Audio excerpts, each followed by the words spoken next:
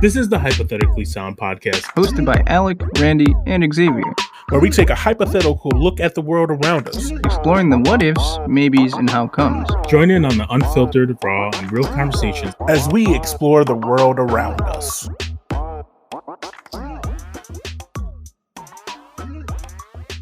All right, boys.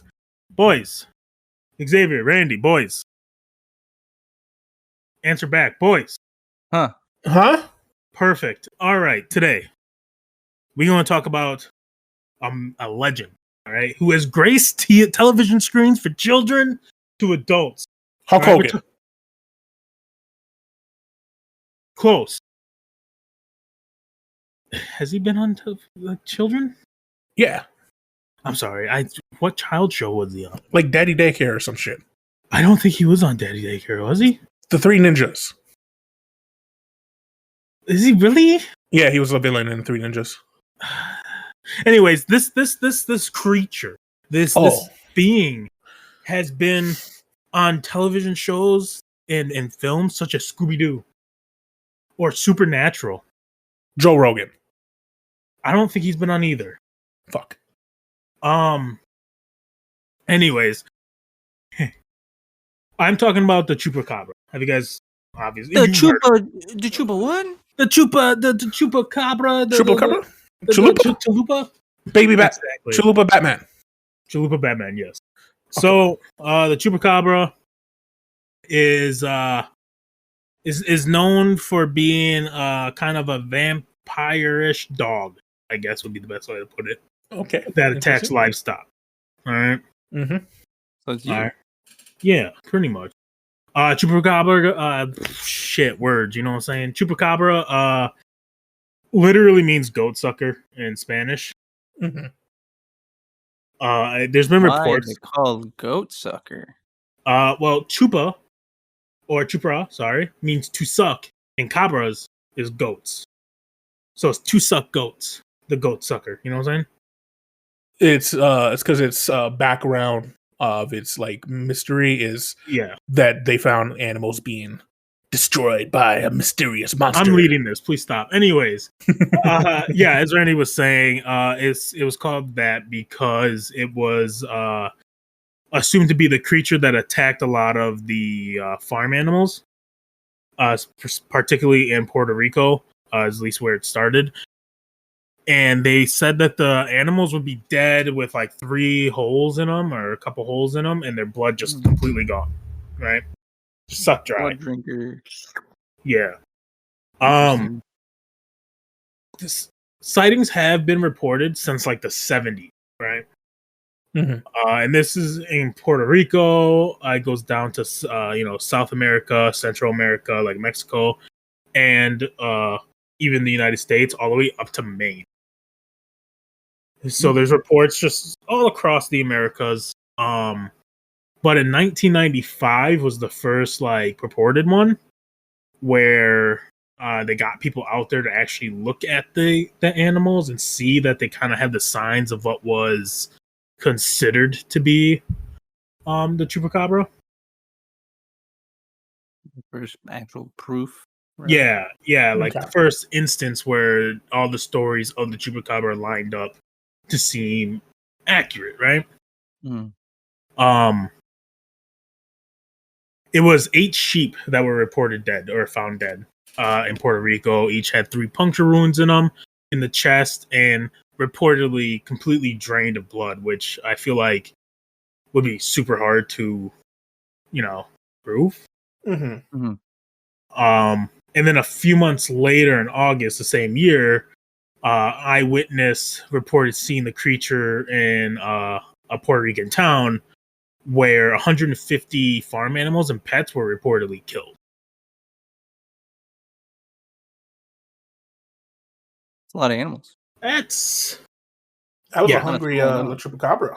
Yeah. And it's super weird in that sense because, like, either these town people killed other animals for a story, or someone, risky, right?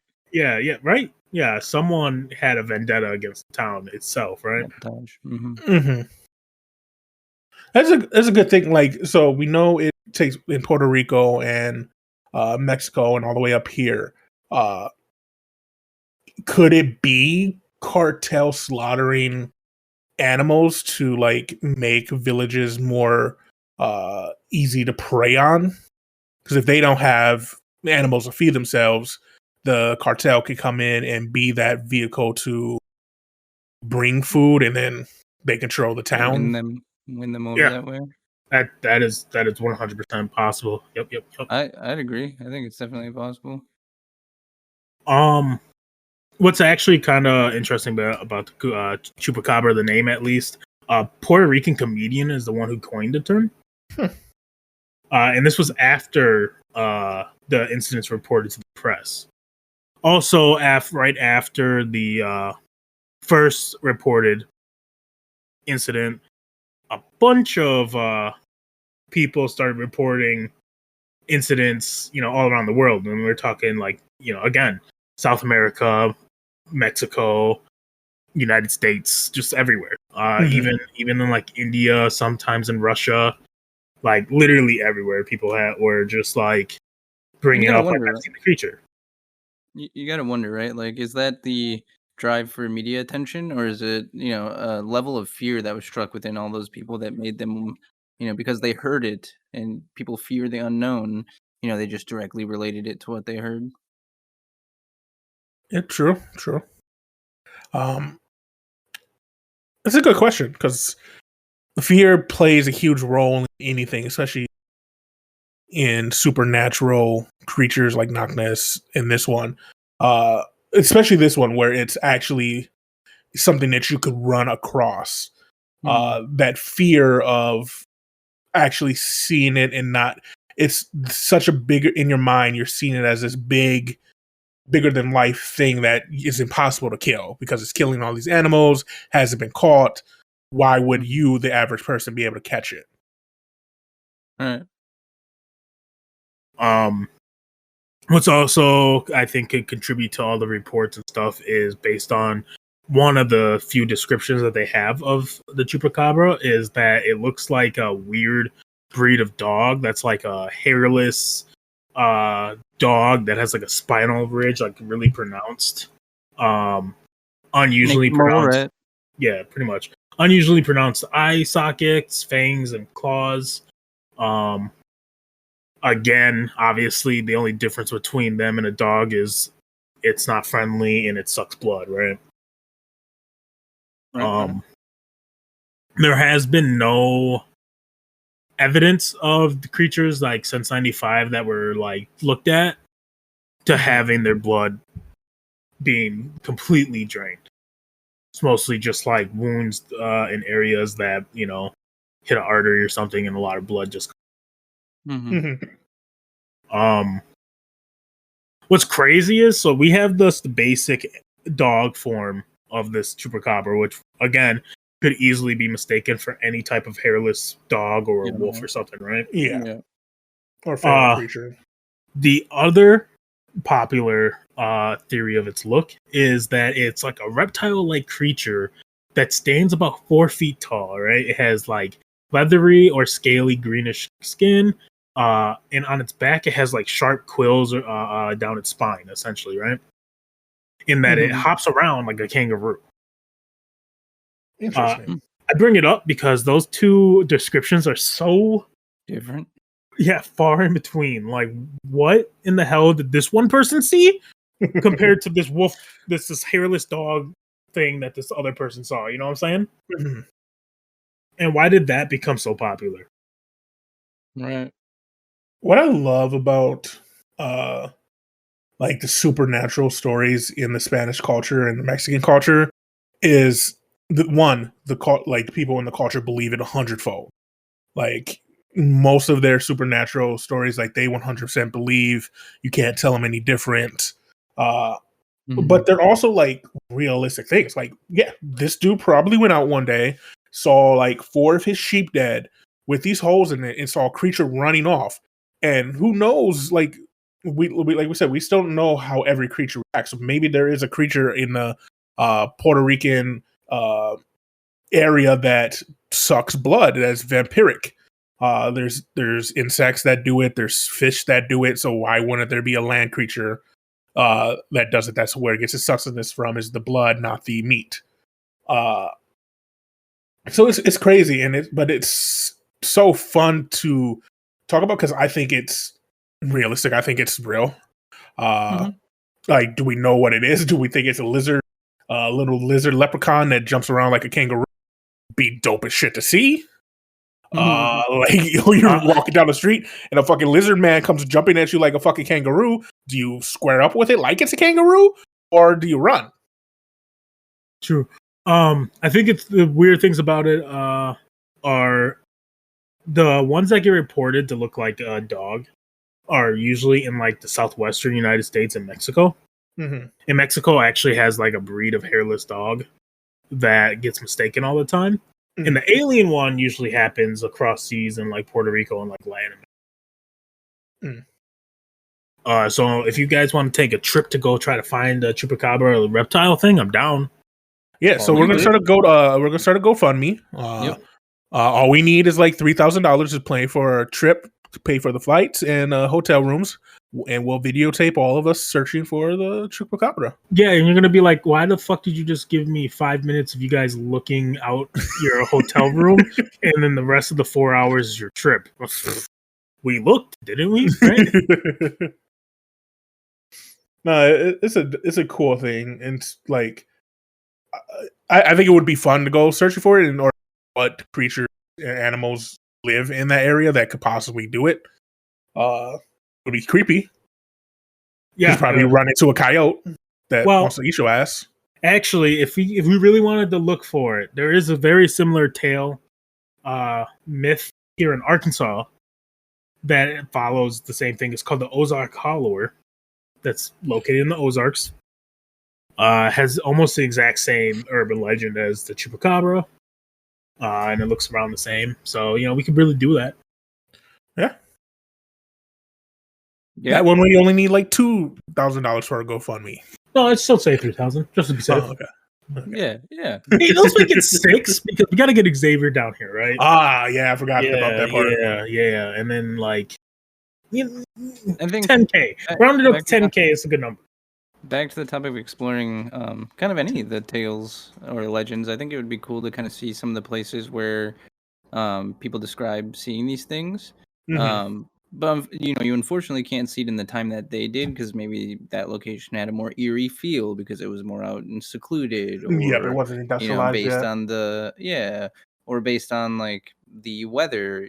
Was it a gloomier day, or there's a lot of factors that play a role in a lot of that stuff. But it'd be really cool to see it from the same perspective as when some of these legends came to be, I guess. But that happened. Oh yeah, it'd be super dope. Go down to Roswell, see the crash. Go look at Area 51 from the okay distance that they allow. Go down to Mexico and Puerto Rico. Look around there. Yeah, so it'd be really dope and great content. Sure, someday, sure. Right? Someday. We'll get it. We're getting there. We are. But yeah, so the chupacabra, fun little myth. I think it's more of a worrisome for farmers, or people with livestock. Kind of like the big bad wolf. I'm not saying it's not real, but I do believe that it is probably more likely to be coyotes that are suffering from some sort of disease. At least in the United States, for sure, right? Or be hairless dogs, because like those are both breeds that have been known to not fully eat their prey after killing them due to injury or like difficulty of hunting it down. Or inexperience even. So, but it is a popular creature amongst pop culture, showing up in cartoons like Jackie Chan's Adventures, in television shows like Supernatural and Grimm. Movies as well. I believe it even has a movie. Oh yeah. It's been satired in like South Park and stuff. So yeah, definitely. Anyways, with that is the end. Does anyone have a shout out, Alec? No, not this time. Sure. Xavier? Right? Oh, Rand's going for it. Okay, Right. I got it. Get it? Shout out to everybody who Why'd you get so sentimental and Shout out is a to football fan. Is a football fan. And okay, well, we're gonna skip no, one. stop. Xavier. Listen. Shout out to fucked it up. everyone You who said is a fan. who. You don't stop cutting me off. I'm gonna come. No, you fucked it up already. It's Xavier's turn. Xavier. You're gonna what? It's kind of weird. Yeah, hold on. You gonna what? Hold on. I'm gonna poop in your cereal. Do it. Shout out to all the football fans who have to put up with the Pro Bowl every year. Do it. You're the real my true cereal. MVPs of the Pro Bowl because you actually watch it or go to it like some weirdos. So yeah, you're weird, but an MVP. So keep doing you. All right, Xavier, do you have anything you want to say? This is probably your guys' last chance. So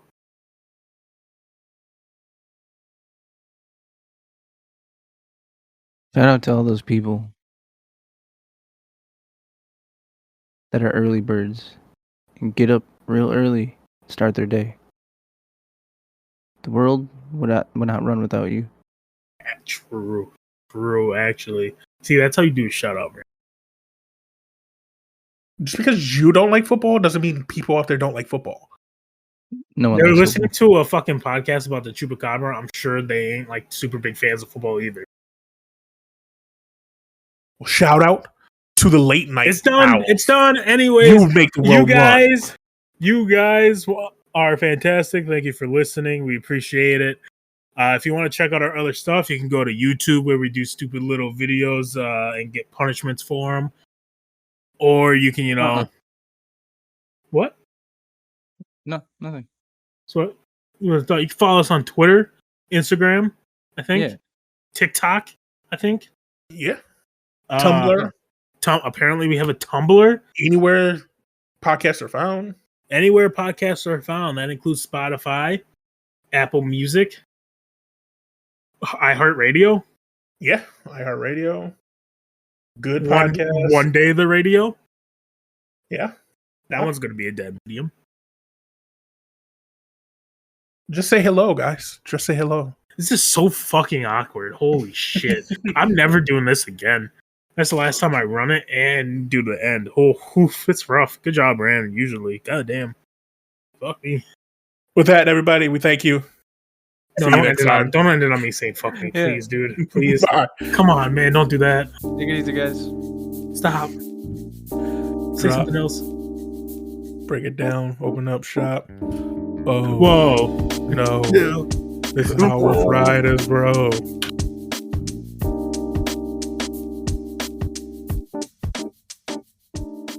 Thank you for listening to Hypothetically Sound. We hope you enjoyed the episode. All episodes can be found at hypotheticallysound.podbean.com, as well as on Apple, Spotify, and Pandora. For full unedited video versions of the podcast, please visit us at youtube.com/hypotheticallysound.